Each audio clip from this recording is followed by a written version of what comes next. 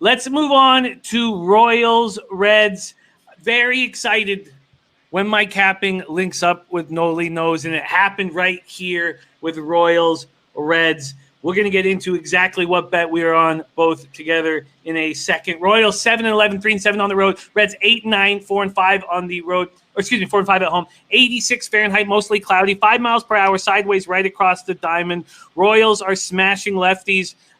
They're hitting lefties, but they're not hitting it with a ton of power. 307, 808 OPS. If you go back to what the Angels are doing against righties, they have almost the same OPS, but with a 239 average. So there's some rinky-dink hits going on with the Royals, but they're getting after lefties. Reds aren't hitting righties at all. 197, 681 OPS. And the Reds are on pace to do something that's only been done twice in Major League history, and it really hasn't been done. Because the only two times it's happened is with the Tampa Bay Rays, and that's when they were always going with starters. But the Red starters have given up fewer runs than their relievers through 17 games, which is unheard of. Their starters have given up 32 runs, 26 earned in 93 innings. Their relievers have given up 44 earned runs, 50 overall, in 52 and a third innings. They're just getting destroyed. So if you're backing the Reds moving forward, and this wasn't something we expected. We expected them to have a strong bullpen.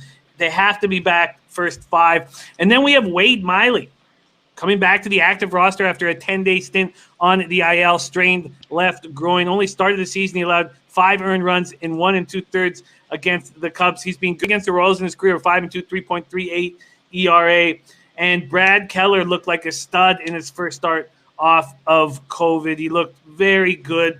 The Royals beat up on the Cubs in his last start, 13-2. Nolly Knows, take it away, Royals Reds. Yeah, Royals Reds. Right away when I look at this, a lot of question marks over here on the Red side.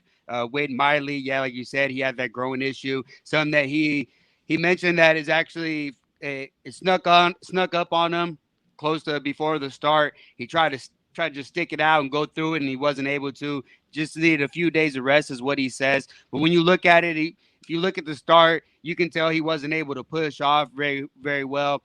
But I'm not sure what to expect from Wade Miley right now. He was able to find some stuff over there with Milwaukee. It was able to do some things well, but he can't get hit hard. And the way that the Kansas City Royals are hitting, especially these lefties, I find he might be vulnerable today.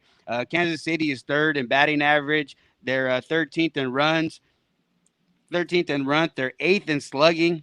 Somewhat of a surprise to some, but they actually been hitting the last couple of seasons. And on the other side, you got Brad Keller, who in 2018 was a stud. He earned their A spot, and I think it was well deserved. Last year, I think I mentioned it on the previous show. I think he was trying to overreach, trying to go for the too many strikeouts, and there was concern for his first start as well.